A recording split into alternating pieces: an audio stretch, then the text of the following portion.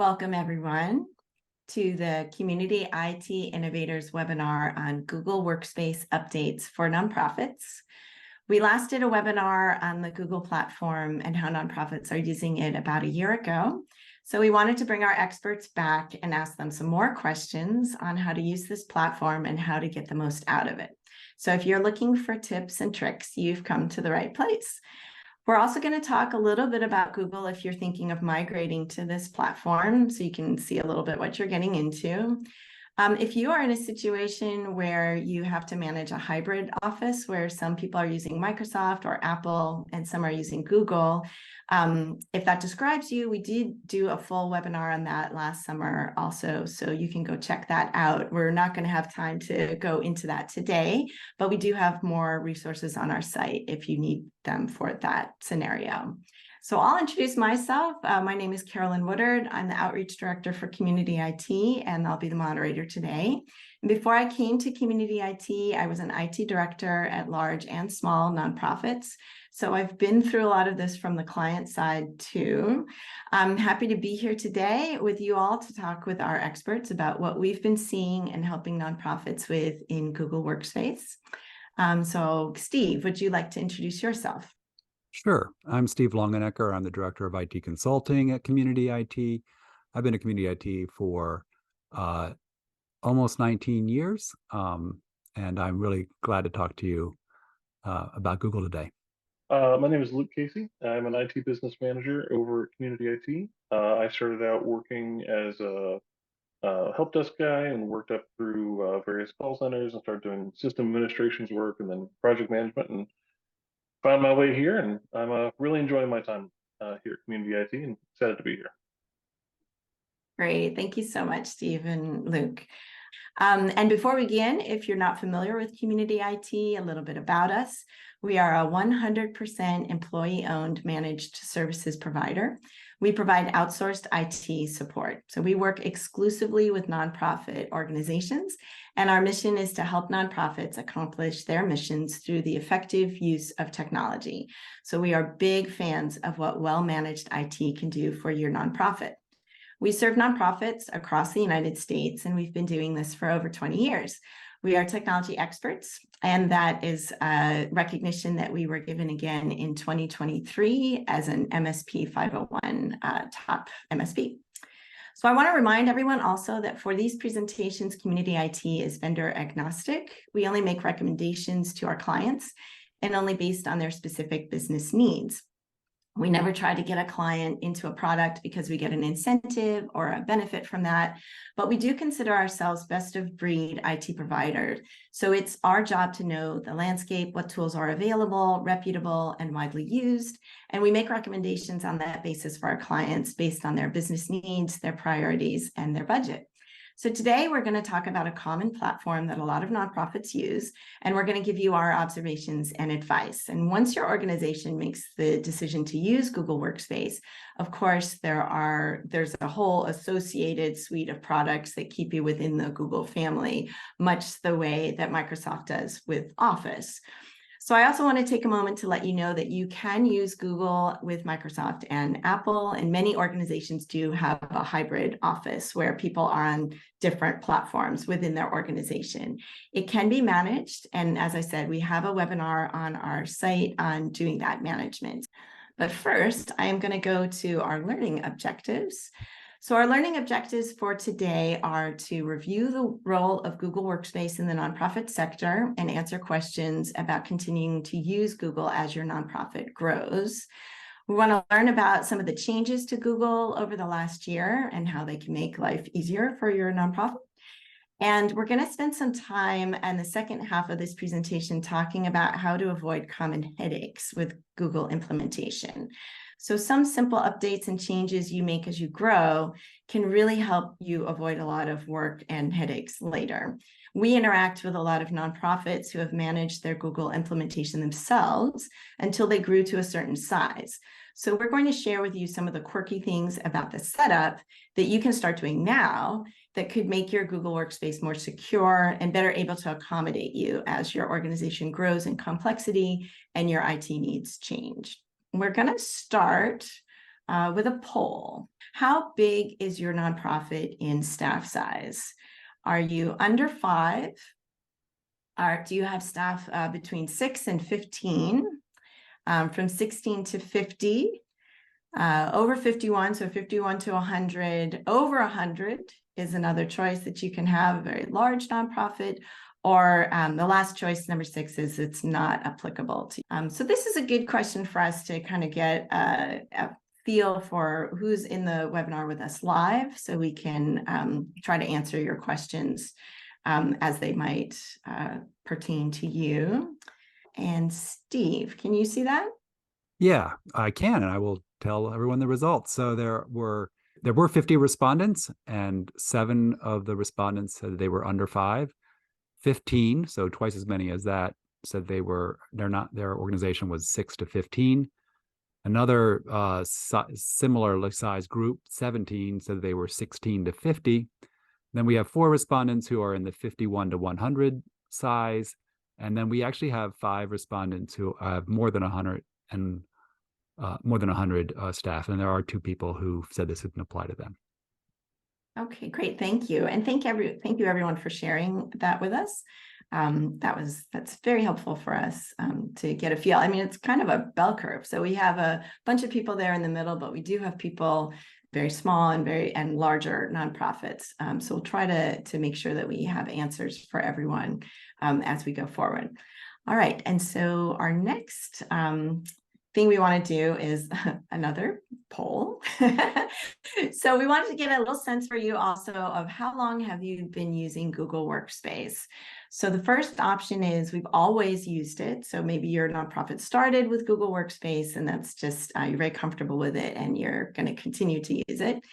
The second option is we migrated to Google from another platform. And we have had clients who have done that. So it's definitely something that is happening. Third option is we don't use Google Workspace yet. So maybe you're thinking about migrating to it or thinking of starting up a nonprofit and using it and just want to kind of know what you're going to be getting into. And then again, we have that last option, which is it's not applicable. We had a pretty good number of respondents, again, about the same number. About 60% have always used it. That's interesting, seeing a lot of people kind of stepping into the market that way. 23% migrated from another platform, 11% do not use it, and 6% for whom this is not applicable. All right. Well, thank you again for giving us that information. And you can see, sometimes I think also taking a poll and sharing with the other people who are on this webinar can help you feel maybe a little bit less alone as well. So if you're thinking about using Google Workspace or did a migration, welcome, and we're really glad to have you. And you're not alone, basically. All right, so we are going to move on to talk a little bit about what Google Workspace is. So as I mentioned, we did a webinar on Google Workspace about a year ago where we go into a lot more in depth into what it is and how it works. But as a quick refresher for this audience, we're going to cover quickly what is Google Workspace and what tools does it include. For sure. So the Google Workspace is a suite of products. It's very much a competitor or an analog to Microsoft 365 suite of services. These are services that are running from a cloud. You access them over the internet. So I'll just list them real quick. Not everyone. We have a podcast version of this later, so you can't see the slide. All of our audience can't see the slide. There's Gmail. That's obviously the email. Google Meet, which is the kind of the platform for video and text chatting.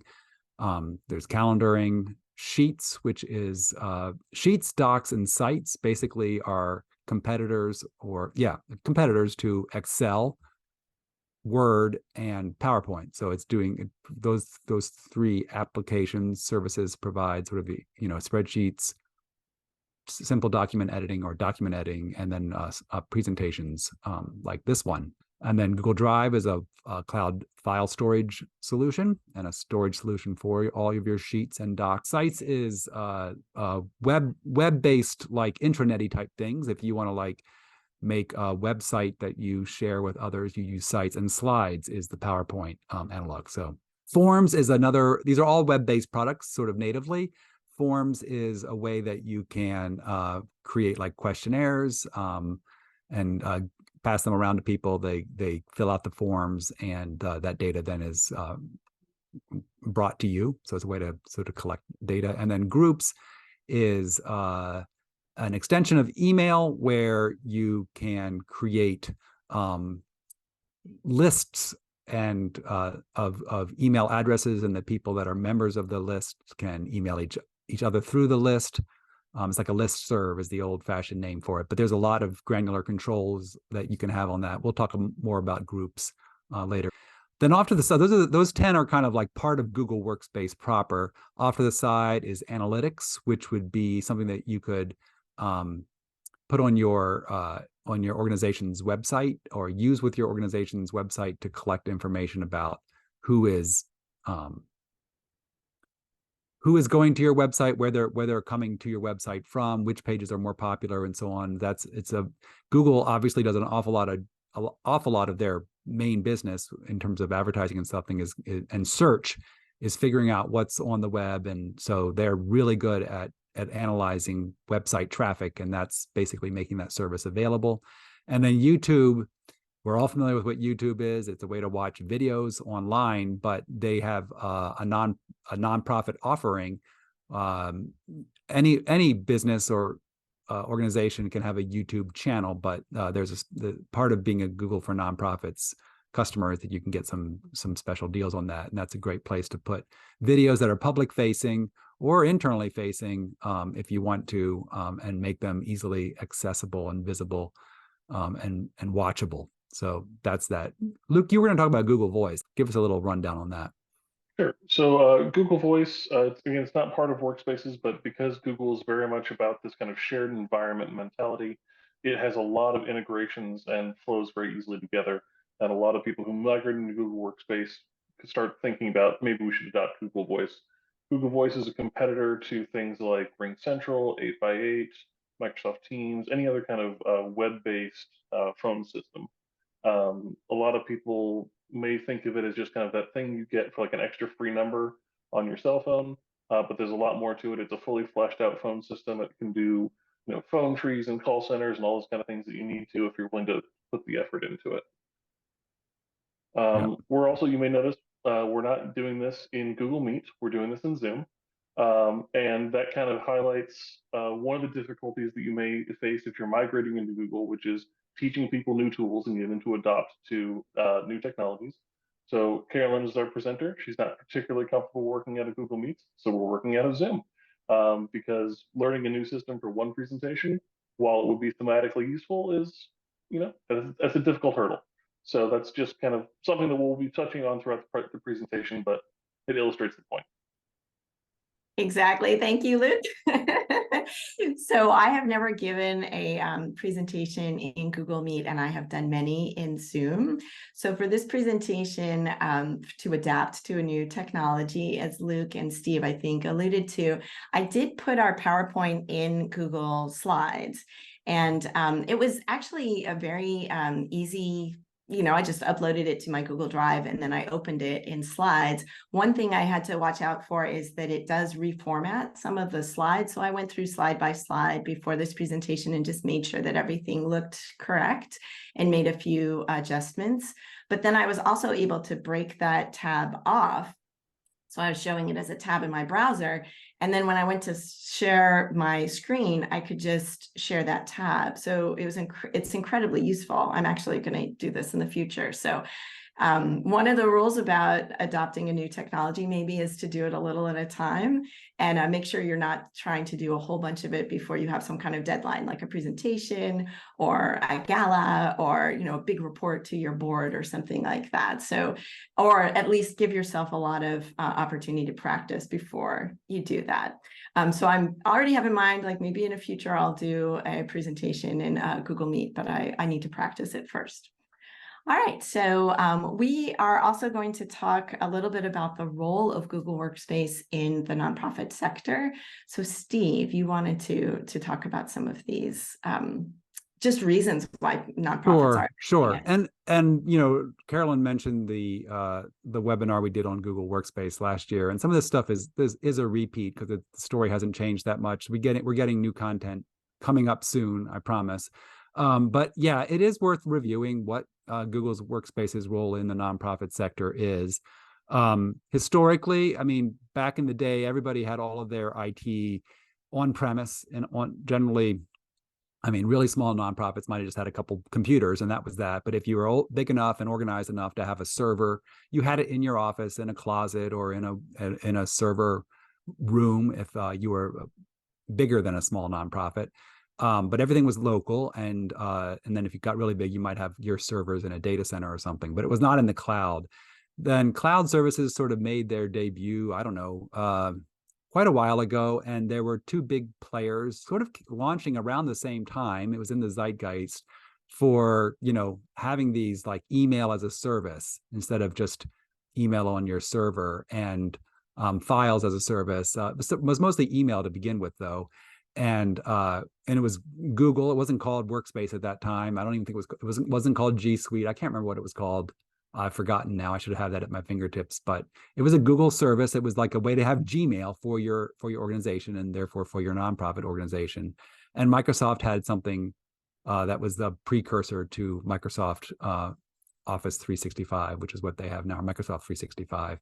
And in those days, we felt like it was a flip of the coin. Community IT, that is, felt like it was a flip of the coin. And we advised our clients to go with which, you know, they were coming from maybe having Microsoft Exchange, again, on a server in their office. Or they might, if they did that, they were probably going to go to Microsoft's offering, because they were used to Exchange, which was the Microsoft software that ran on a server. But let's say you were coming from like what used to be called popping email, like an email that came from maybe your web host. So you didn't know Exchange, you didn't know Google, like, which should we do, Community IT? And we were like, yeah, you can pick. They're both good. They're both fine. And so we were literally having about half our clients go one direction and half our clients go in the other. And that's maybe one of the downsides of being so platform agnostic and product agnostic, and really letting our clients choose and supporting wherever they go, because we had a lot of going in both directions. I would say that, in all honesty, Microsoft really pushed along to improve their product. Neither product was great at first, of course. Microsoft really invested in and kept getting better and better, whereas Google languished. And there was a period of time where we had Google, again, it was called G Suite at one point, G Suite customers saying, this is not that great. Should we switch to Microsoft? And we're like, ooh, that's a big lift. It can be done, but it's expensive operation, and there's costs to that. We did do a number of those projects where we migrated people out of G Suite into Microsoft's Exchange Online. Again, it was mostly about email in the early days. And then we shifted to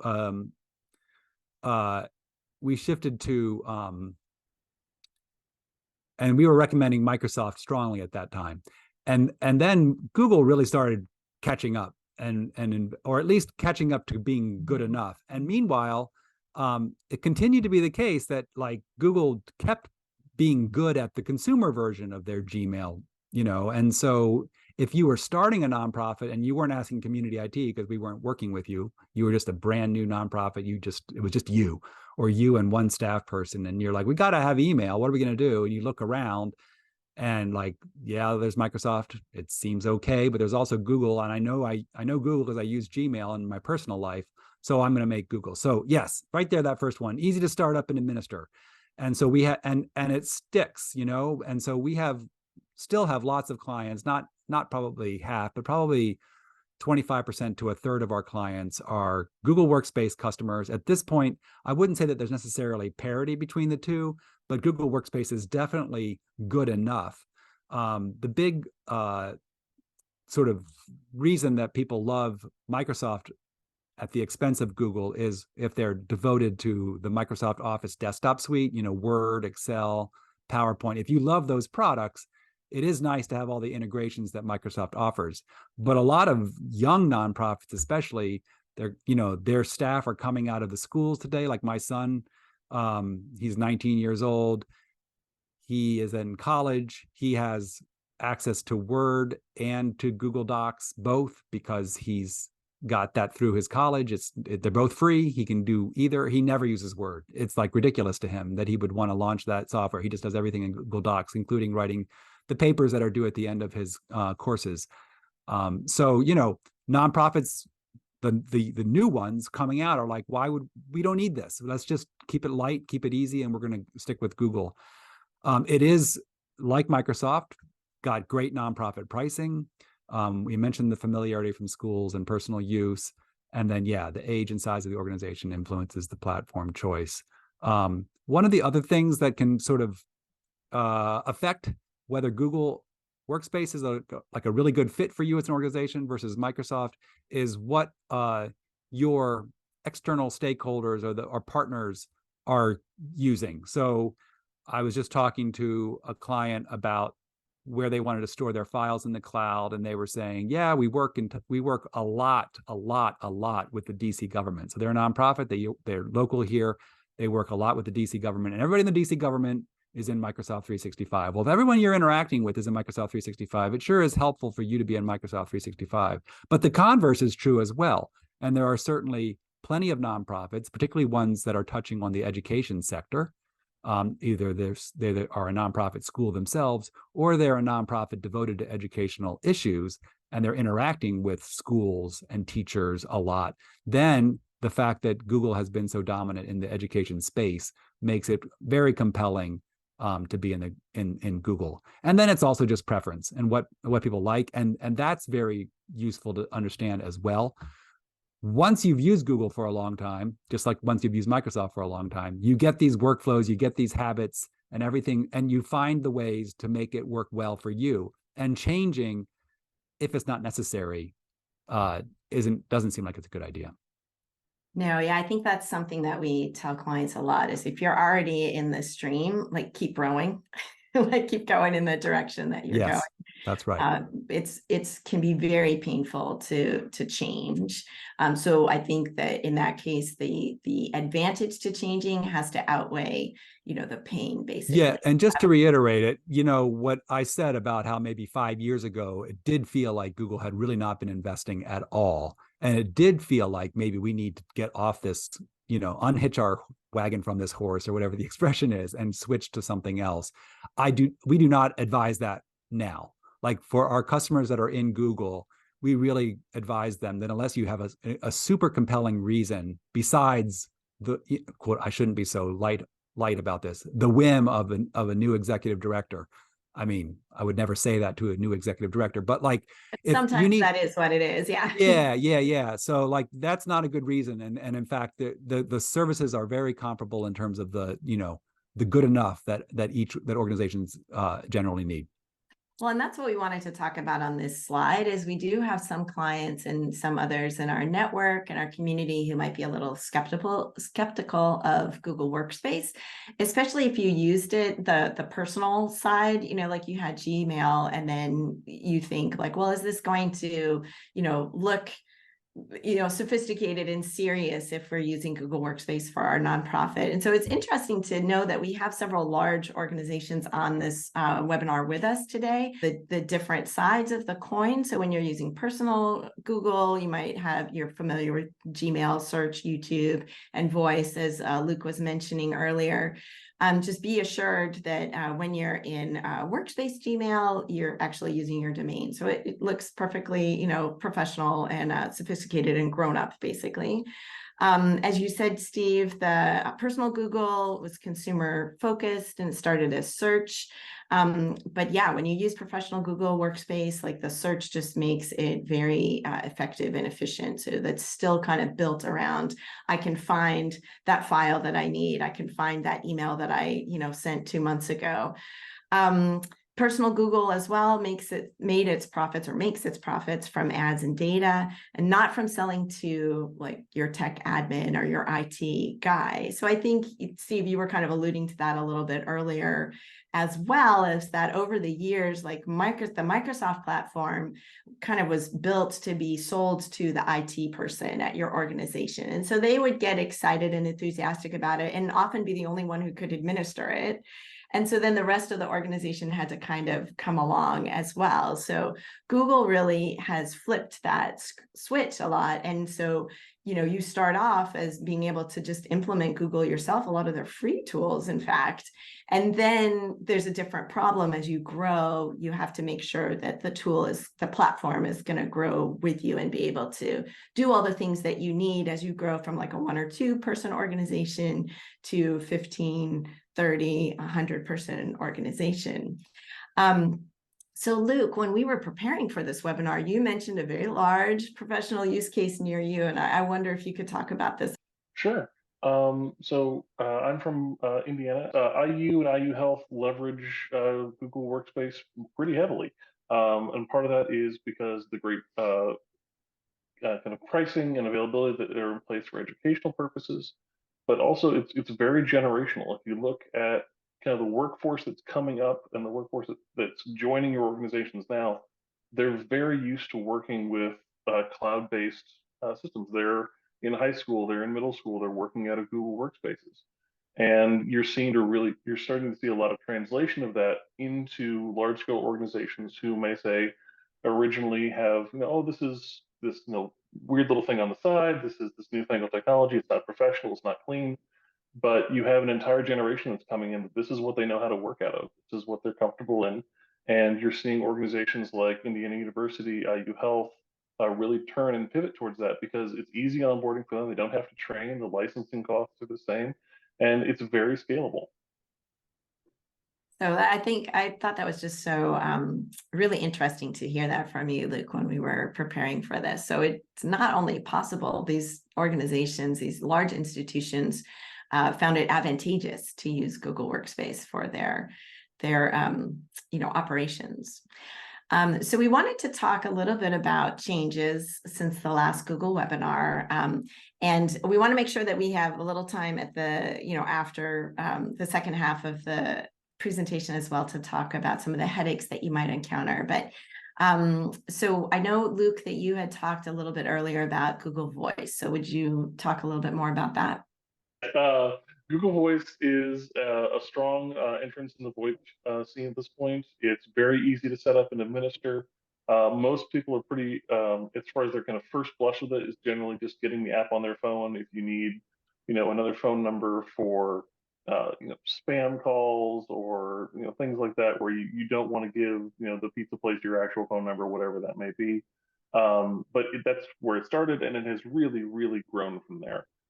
It is now a full-fledged phone system. You can do everything from call queues, ring queues, really elaborate phone trees, and it'll work just like any other VoIP system out there. And it integrates really well with Google Workspace. Obviously, Google's a big fan of their whole shared environment, shared infrastructure. So bringing it into your org is a very, very quick stand up. I'll jump into talking about the storage rules that have changed since 2022. And this was interesting for me because I hadn't really looked at this for 6 to 8 weeks until this webinar, and it's like, oh my gosh, the rules have changed again. So this is it's not hot off the presses if you're following the Google blogs. This probably changed in June, but I hadn't noticed it until very recently, like yesterday. So it has always been the case, and this is an answering a question that one of our attendees submitted in the registration process. Google Workspace for nonprofits is a tier in the Google Workspace universe that's free. So if you're using Google Workspace for nonprofits, you're not paying anything.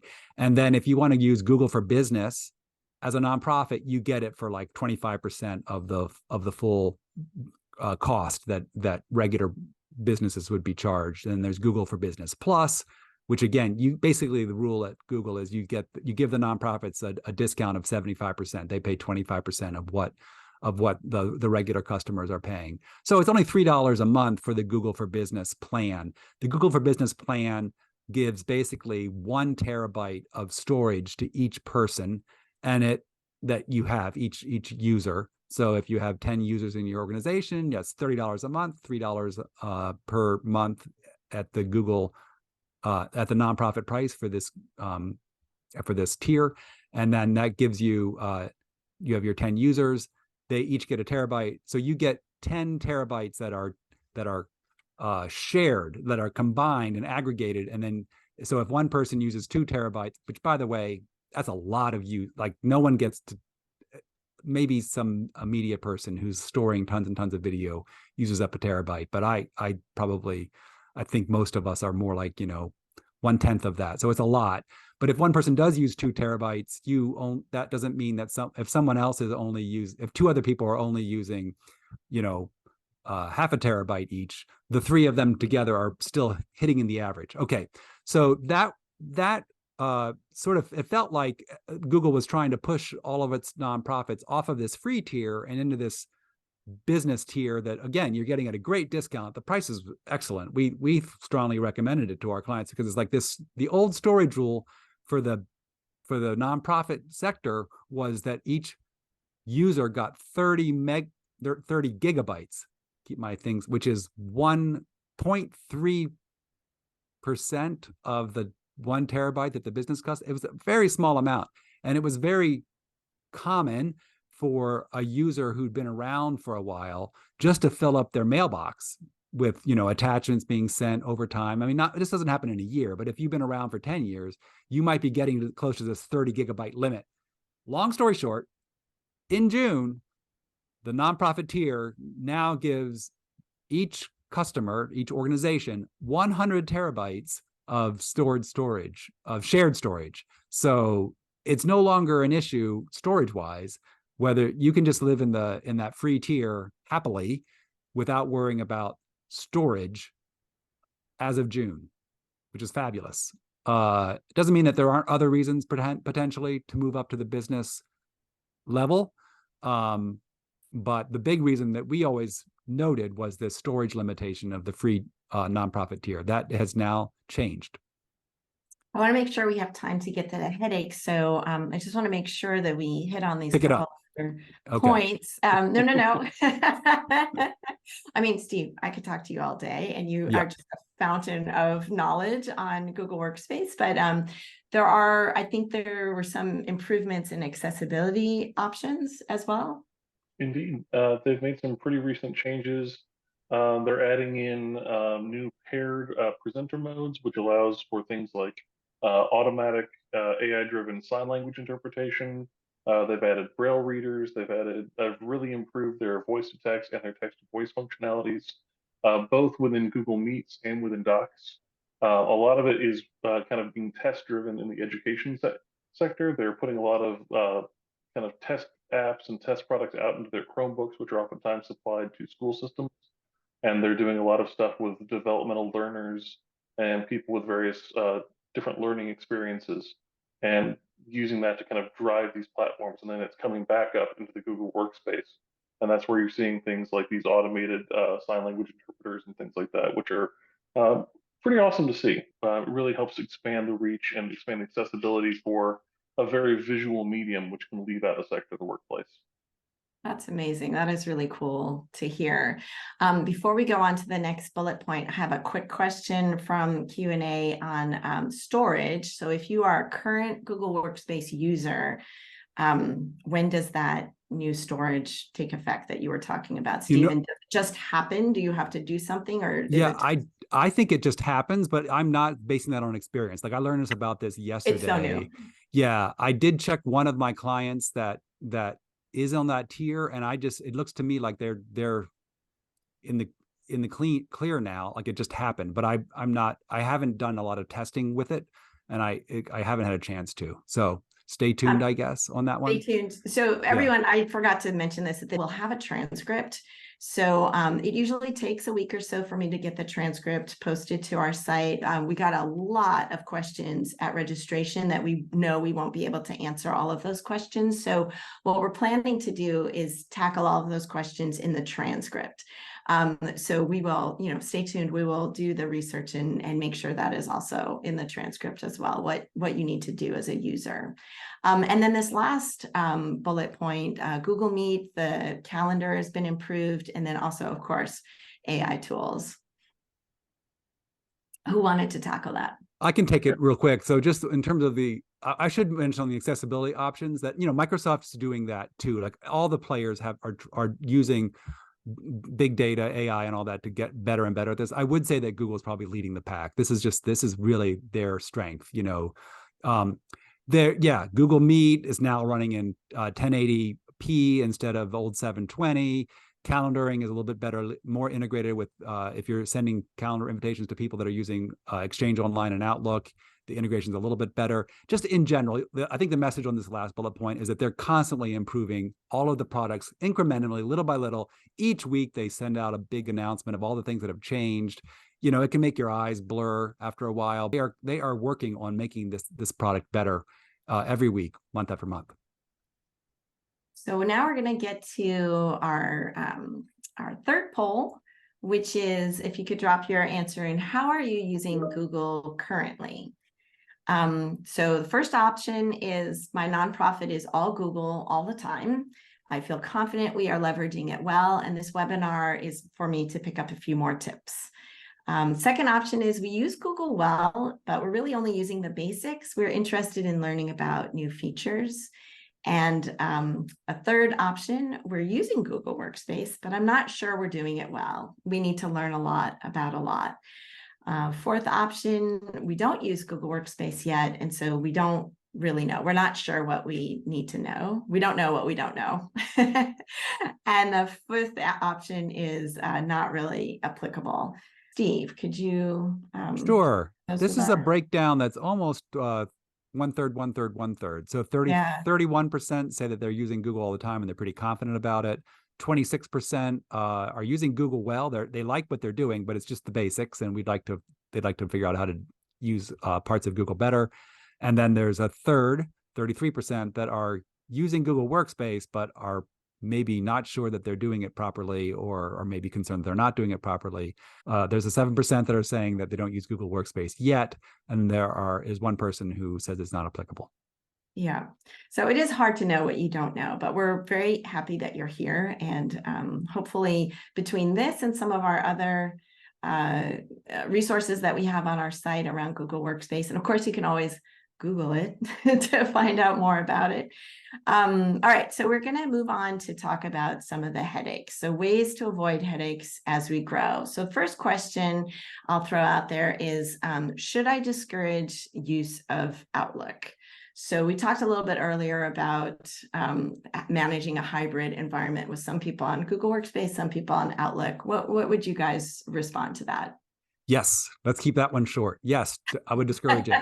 They've made the integration with Outlook better and better, but like you're just missing the opportunity if you're using Outlook. And now, look, if you have particularly an executive who insists on using Outlook, what are you going to do? And it does work better than it ever did. In the old days, it could be a real headache, as in a never-ending headache. But in general, I would just say, hey, look, you're using Google, use the browser. That's what it's designed for. That's where you get the better search. And everything's better if you're using it in the browser. So yes, do discourage the use of Outlook. I would agree. I think we talked in the previous webinar about there are some things that are like, some people you're going to need to use Excel for certain things because Sheets just doesn't do what Excel Absolutely. do. Yes. But there, if you're using a tool, then you have, good integration with the rest of the Google suite. I think that integration is getting better and better. So with very small exceptions, but definitely for Outlook and for as much as you can get your organization committed to a platform, everyone using it makes it a lot easier for everyone. And just to clarify, Norma asked Outlook as an email. Yes, we have customers who love Outlook. Like they might have come from a different organization. They moved to a new one. The new one's using Gmail. They don't like Gmail. They want to use Outlook still. And so they want to actually turn on Outlook, that email client that's designed to work with Microsoft Exchange, and they want to use it with Gmail. And it can be done, but it's just not a good idea. Yeah. Okay, so the next question is to avoid headaches is, what are Google shared drives and how do I use them? Can I steal this one too, Luke? And then you got the next two? Feel free. All right. So Google shared drives, and I got to be brief, so it used to be that everybody had just Google Drive, and that was all there was, and they would store their documents, their Google Docs and their Word documents in their Google Drive, and not just docs, it could be spreadsheets as well. And then they would maybe have folders in there, and then they might share either an individual document or an individual spreadsheet or a folder with other people. And the way you would create collaboration within an organization is that you would maybe one person, maybe the head of finance would create a folder, and then they share it with the rest of their finance team, and everybody would work out of that folder. That is not what Google would recommend you do now. They would recommend that you switch to Google shared drives, which are different animals. Those are created not as part of my Google Drive, but rather they are the organization's shared drive. So then we would create one. I can still, as an end user, by default, create that. So if I'm the finance person, I can create a finance shared drive, but it's not in my Google Drive. It's not owned by me. It's owned by the organization. And anybody that's a member of that shared drive can put their files into it. That is the new way to recommend that's what you do. It's almost a whole 15-minute spiel about that. There are some blog posts on the Community IT website. If you go to the blog and look in the resources and do a search for Google shared drives, you'll get a bunch of blog posts on them. The biggest thing is the ownership. Google treats ownership of files very, very, it's very important. And so if you put something into a Google shared drive, it is part of that, it is owned by that shared drive, and therefore it is owned by the organization. If you share a folder from your Google Drive, from your drive, not from a shared drive, but from your drive with me, and I'm not in your organization, and I put some files into it, those files are still owned by me, even though I put them into your folder. And that ownership can have long-term repercussions. And so it's an important thing. And so if you're starting now, or even if you're not starting now, if you're already there, but you're thinking, okay, how do we move forward? Create some empty shared drives and start using those to try to use those more in the future. I think it speaks to just governance around using OneDrive, MyDrive, SharePoint, shared drives. So we did a different webinar on file migration, and in that webinar, they talked a little bit about governance. So getting everybody on the same page when they're using those resources. Okay, so next question was, how do I offboard users, and why is that important in Google Workspace? Luke, you were going to take that one. Sure thing. So offboarding users is particularly important in Google because all of your pricing is user-based. So if you have 20 or 30 former employees who you have their data you want to keep a hold of, a lot of people will just kind of leave that in place and keep paying for those user licenses. And there are much better ways to do it. There's ways to archive that data, to put it in a shared format, to turn them into an equivalent to a shared mailbox, to put their data up into a drive. But really, one, it's a security risk because you're leaving an unmonitored mailbox that someone could get the credentials to and log in and get your data. And the other is you're paying money for something that you're not using. And both of those are things we like to discourage. Exactly. And it also, again, around governance, like getting in the habit of the people who have accounts and logins should be people who work for your organization, and you need to keep an inventory of that. Google, when you first set it up, like you said, it can, it doesn't make you have to do that, but if you get in that habit early, it will help you later as you go on. And then the last question on this slide, what are third-party backups and what is third-party mail filtering, and how are those both important for Google Workspace? Sure. So third-party backups are just like you might have a service that backs up your hard drive data. This is a service that would back up the data in your Google Drives. This is particularly important for any kind of data corruption or account hijacking, accidental deletions, whatever you might have, whether it's a hostile act or an accidental event. It's always good to back up your data. There's the old saying, 2 is 1, 1 is none. If all of your data lives in one place and that place has a problem, Google has a massive cybersecurity event, a server farm gets hit by a tornado, and it's just not accessible for a couple days, you want to have that data backed up somewhere else. If it's something like you have a ransomware event and you just need to write off a whole document, boom, you've got a backup.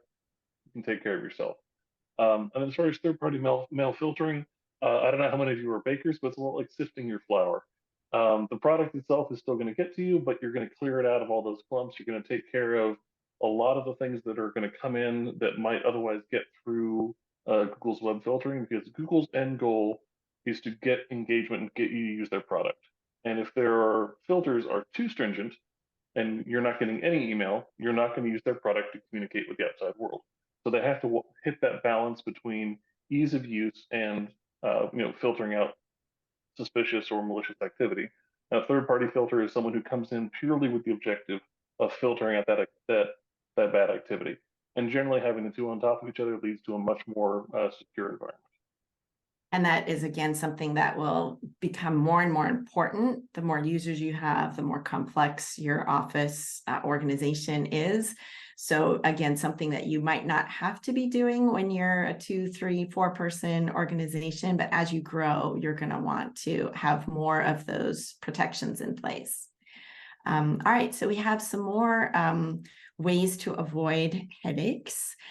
So we talked a little bit about some governance earlier, but what are governance best practices and what policies do I need? And I feel like actually I put this question in here, but this could be an entire webinar on its own.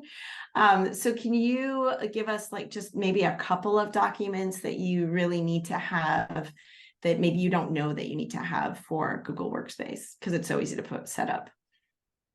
Everybody should have, there should be just general policies that apply to all of IT that don't necessarily apply to Google, but Google's part of it, right? Like an acceptable use policy. I think data retention policies have a lot of impact on how you use Google. So how long do you keep data around? When do you get rid of data? I think data is often viewed only as an asset and never as a liability, but in fact, it's both. And there are times that you probably want to get rid of data. So that would impact Google. Google has tools then that can help you implement those policies. But like, for example, we have a client that recently asked us to automatically delete emails after 90 days. They just wanted those emails to be gone. And there is a Google, you can technically implement that in Google Workspace, but you need the policy first. That's a decision that you need to make as an organization. Why are we doing this? Why don't we want to have emails that are older than 90 days around? Those are decided by human beings, and then the implementation, and not by the IT department generally. And then the implementation is by the IT folks once the policy is decided. We sometimes discuss with our clients, this is again now specific to Google, do you want to have policies and governance around the creation of these like shared drives that we mentioned or Google Groups that we're about to talk about? Do you want to allow, by default, Google allows anyone to create those in your workspace. So that can lead to a lot of sprawl. You might have tons and tons of shared drives if everyone can create them whenever they want to. So you might want to have some governance and just limit that and say, there needs to be a process before a new shared drive gets created. So that can be helpful. Another one that's a gotcha that we see with immature Google Workspace implementations is too many super admins. That's a very powerful role. And it's not something that you want to have like just everyone with that power. Even if they're trusted people, it's just something that you don't want to do. So there's ways to limit that. Google has lots of opportunities to give granular administrative control, not the super admin, which is the super everything power. So those are just some things picking out. There's other stuff, but policies that, again, some of them you technically implement, and some of them aren't even technical implementations. They're just decisions that you've made as an organization and that you ask everyone to adhere to. And it becomes like a performance. You're expected to dress it a certain way. It's not that like if you try to enter the building like with the wrong dress code, like some automatic system comes down and like throws you into a vat of oil. Like that's not what happens. It's just that there's a policy and you follow it. And that same thing can apply to IT systems where there's not a technical thing happening, but it's still something that's expected of everyone, and everyone knows it and signs off on it as part of their employment with you. And if you're struggling with governance and policy creation, we are planning to do a webinar on that early next year. So stay tuned for that as well. What are Google Groups and what are the headaches with that? Quickly. You better go, Luke. Sure thing. So Google Groups are kind of their analog to a shared mailbox. They're a way for a communal group of people to work out of one mailbox that comes in. Everyone has access to it. Everyone can send from it. But there's also kind of a built-in section adjacent to it that's much more kind of collaborative. There are communal chat spaces. It's almost like a meeting point between a Slack channel and a shared mailbox. It's an interesting workspace. It works well. Some people have difficulties adopting it in the very beginning just because it's very different from what they're used to. But I think once they're used to working in it, it's a great space. So just to close it up, if you're new to Google and you're just starting out, don't have info as a user in Google, because that means that for it to be secure, you need to have, we'll talk about 2SV very soon, but you need to have multi-factor authentication on that. And so that means it's hard to share. So don't have info be a user account, make info be a Google group, and then allow the 2 or 3 or 4 or 10 people that are responsible for monitoring that address be members of that group. There's tons of granular controls. You can have the members be able to read all the messages and send from it. You can have only the managers be able to do certain things.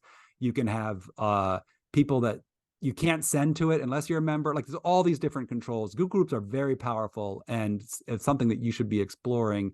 If you're one of those people that says we're using it, but we want to know how to use better, Google Groups and learn about them. They are very powerful workspaces. Couldn't agree more. All right, device management in Google Workspace. Device management is just mentioned here because it's another thing that you can sort of add to your Google repertoire as a Google administrator. It is definitely next level and complicated, and not even really fully available at like this nonprofit tier, and even at the business tier. Some of the things that we're talking about would be more at like what's called the Business Plus, which I think is $6 per month with the nonprofit discount. So you're getting to be kind of pricey there. But like, for example, what you might do is say that you can't sync your Google Drive unless you're on a Windows. Well, you could also use Chromebooks and everything else, but Windows is the most common. You can do it with Macs as well, or whatever, and iOS, iPads, and phones. But let's just say you've got to be enrolled in our device management system in order to sync. You can access the stuff from anywhere, but if you want to sync it so that it's downloaded onto the computer, you need to be enrolled in our system, and that allows us as the administrators to make sure that you're compliant. Maybe we want our enrolled devices to be encrypted, so if the laptop gets lost, we don't have to report it as a data breach. That kind of a thing. So that's the light, quick version of what device management is. It's next level stuff that you can do. I don't think it's necessarily something that you need to worry about at the initial stage of rolling out Google Workspace, but it's something that you might want to keep in mind as something that you could do at the next level if you wanted to. Excellent. And then quickly, we're going to have to rush through what is 2SV. I think you had said that's the equivalent of multi-factor authentication, but in the Google environment. If you're going to set up nothing else, set up 2SV. You want to have multi-factor authentication. You want to have two-step verification in place because it's like leaving your door unlocked. If you're going to do nothing else, please set up two-factor authentication on your. Exactly. And it's really easy in Google. Google has an authenticator that you can just very easily do. And then admin center reporting. This also seems like this might be a little bit more sophisticated. Next level stuff. Yeah, but you can go into the admin center and you can get all sorts of reports on usage, on concerns about compliance, or about, sloppy behaviors. But it's just like, it can be really great, sharing, who's been sharing what. Google's careful about about protecting the privacy of your users, but you can get a lot of information from the reports that are canned and available in the admin center. And we will share a link to that as well, which has some more information to follow up on that. So Steve and Luke, if you're able to stay on, we did have a couple of questions come in. One particularly I wanted to touch on, which was, where does one find support for Google as a nonprofit? I know, of course, you can come to us. Community IT has a practice to be able to support Google Workspace, and we have our experts here with us today. But one person in the Q&A was saying that their current provider pretty much just refuses to help them administer Google Workspace. So, or if you're having trouble finding an MSP that can help you as you grow with Google Workspace, do you guys have any advice? I would say that I feel their pain. I think that it's much less commonly supported by MSPs than the Microsoft stack is. And there are efficiency reasons that MSPs would want to stay in one lane or the other. I think community IT is not unique, but it's not common that they do what we do of being willing and able to support both, particularly, and that's very helpful for organizations that for whatever reason are needing to straddle, which does happen for sure. Luke, I cut you off. Go ahead. Yeah, no problem. I actually replied to this person directly in the written response, so I'm going to kind of follow up on that. But there is a way to get some help directly from Google through the admin portal. There is a support function, but that's really for things like large-scale account-wide issues. If you're having things like, you're having mass login difficulties, or there's a plugin that's not working, that kind of thing. For people who are trying to get just like direct kind of IT troubleshooting support with, I can't get this file to work, or there's an issue with our phone system, it's not routing properly, that kind of thing. You really do want to look for an IT provider that's willing to work in Google Workspace. And as Steve pointed out, a lot of people are not system agnostic. They like to do one thing, like to do that thing well, and that is a commendable behavior. But unfortunately, if it's something that you're going to leverage as a large part of your day-to-day, as a large part of your business platform, I would recommend looking for an IT provider who can match that need. Yeah, so you can Google it, but yeah, it's for sure it's a smaller percentage of MSPs that can yeah, just real quick. I mean, everything's supposedly real quick, but I will say that one of the advantages of being in the Google platform, if you're someone who's sort of trying to do this on your own without a lot of professional support, is that I do think that Google does a very good job of documenting their systems, and they also make that documentation, I would say, easier for the non-professional to grasp and follow. And of course, it is quite likely that you'll find those answers if you Google it. I mean, so I sometimes I will ask my question, and then I will add in my Google search the word at the end, site, colon, and then I'll put google.com, which just restricts the links that Google surfaces to just Google site, Google answers. And that's often effective because Google answers on things usually are nice and simple and straightforward. Not always, but often. And more trustworthy sometimes when you're than third party for sure. Yeah. Yeah, if you're going down a YouTube, YouTube examples as can get. So we have another couple of questions that came in during the webinar. A couple of questions around Dropbox. So using Dropbox instead of Google Drive, or using Dropbox as an archive and using maybe Google for your more active, work that you're working on. So do you, and some other people were asking about integrating, Google with other systems. So do you have advice on using Dropbox? Do you recommend it? Or is it we used to recommend it when we felt like the Google Drive product was not very good. Our Gmail customers who were looking for a cloud document storage, we often directed them to Dropbox. And so we have clients that are in that boat who are using Google Workspace for Gmail, but are using Dropbox for files. I think it's a great combination. I don't know that I would change it. Dropbox is a good platform. It works well. It doesn't do the co-authoring as well as like Google Docs. If you're creating a doc or a sheet and you're trying to have multiple people editing at the same time. So that's a limitation. But yeah, I don't think it's a bad thing. And I don't think you should feel like if you're using Google for some things, but you're using Dropbox for your file storage, that you're doing something wrong. I would not say that. Could you switch everything to Drive and save a little bit of money? Yeah.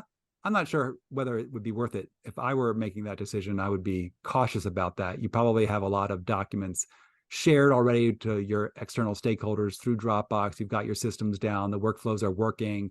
So unless it's a pain point, I would probably keep paying what is probably not that much money, because you get a discount as a nonprofit from Dropbox as well. And I don't think it's a good platform. So I would say, and it's not going to go anywhere. I don't think so. I would probably stay the course unless there was some specific pain point. If cost were your only driver, I wouldn't make that a decision maker. That's another thing that we talked earlier about governance. So if you're using Dropbox for some tasks, just make sure that you have governance around that you have described, like when people use what, how they use it, and make sure new employees are trained on it, that sort of thing. Luke, I'm sorry I cut you off. No, totally fine. I would add a small caveat to what Steve and Carolyn said, which is the thing you want to be concerned about and kind of keep an eye on is data drift or data bloat. If you have people who are if you have Google Drive in place and that is what you're using for your file storage, I don't recommend also using Dropbox as file storage, because then you have two people that are using two different systems. Your data is going to be different places, not going to be unified and cohesive. If you're using one, great. If you're using the other, great. They're both great platforms. But don't try and use both at the same time, or use Dropbox as a backup, because it's a communal working space. It's not designed for that. Unless you have good governance, like we use Dropbox for everything except for this one program where we're interacting with these stakeholders that all are using Google Drive.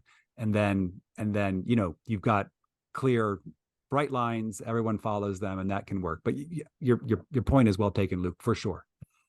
Yeah, I think as with everything we've been talking about today, like if you're intentional about it and you kind of understand it, can describe it, and have it in a governance document and do a training on it. Like that's another thing with people coming into your organization that we didn't really touch on today, but making sure that, not just people coming into your organization, but clearly people who have been working there for a while, making sure that everyone has training on how you expect them to use Google tools, Google Drive, shared drives, groups, all of that is very important to not just leave it up to chance, which I think, especially the way people get started with Google, it's so easy to use and get started that it can kind of lull you into this sense of that you don't need a lot of governance around it. But just like any organization, you need to know, people coming in need to know how you expect them to use the tool. We have another couple questions from registration, then I'll let everybody go. One was around security, which we haven't really touched on today, but several people in the registration questions had questions about can you use encryption with Google? Is it safe to store data? Is it safe to use forms? I would probably guess that, as with everything, you can use any tool in an insecure way. So do you guys have some suggestions on making sure you're being as secure as possible? I think, again, good governance is key to that. But if you're concerned about data kind of going places where it shouldn't, you can really lock down those drives and be very specific about who can share, who they can share with. Sharing should have kind of timelines built into it where the links expire after a certain period of time. Oftentimes I see people who will adopt, they'll have one Google Drive that is for sharing with external partners. So all their data lives in their existing file structure. They'll set up another one just for external sharing. It's managed by very few people who keep regular maintenance on, looking at who's accessing these files. Is that what's supposed to be happening? And again, with everything we've said, if you're intentional about it, if you have good policies in place, you can do a lot of really great things. And don't be hesitant to reach out to someone, whether it's a consultant or your IT provider, or whoever it may be, and say, this is our design use case. This is what we want to do with this. How can we be sure we're doing it safely? I would just say, while you said that you can use any tool insecurely, which is absolutely true, I would say that if you use Google tools appropriately, they are secure. It is a platform that is used by multinational corporations. Luke mentioned the Indiana Health, the Indiana University health systems. These are big corporations. They have HIPAA rules. I mean, this is not. You should not think, that the platform is inherently insecure. It is not. And there's Yeah. encryption at all levels and so forth and so on. Yeah, that's a good way to answer it. Okay, our last question is one that had come in, and this is something I struggle with too. So I'm eager to hear your answer. So I have multiple Google email addresses and multiple logins because, of course, they're free. They're free to create. And so sometimes you'll be logged into one address and then it'll ask you to log into the other one. Hopefully it'll ask you. Sometimes someone will share a document with you. You go to open it, you're logged into a different address, so you can't open it. So do you guys have any suggestions on managing email bloat, I guess? Well, I would encourage the person who asked that question to try to like reduce the number of identities that they have. That is maybe not as easily done as I say it, but that would probably help. I think that Google provides a number of different ways to like change your identity within a browser session, as well as within to have the browser itself browsers have ways to maintain different profiles. And I would probably encourage this person to look into that second direction of, let's say they're using Chrome, which is probably the browser that we would recommend you use if you're a Google Workspace user, because Chrome is designed by Google as well.